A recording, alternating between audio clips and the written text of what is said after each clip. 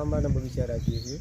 મારું નામ પીસ વાજા છે. હું ચોરવાડથી રહું છું ને ઇજારા રાખીએ છીએ. તો અમે જે આંબાના બગીચામાં રહીએ છીએ એ જ બગીચામાં સિંહો પણ રહે છે, પણ એ આપણને હેરાન નથી કરતા.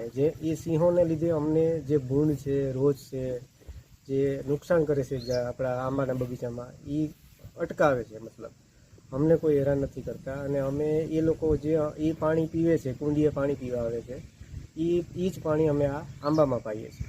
એટલે કેરી પણ શું છે, આ સિંહનું પીધેલું પાણી પીએ છે, એટલે આંબાની કેરી અમે એ જ ખાઈએ છીએ ને એ બને.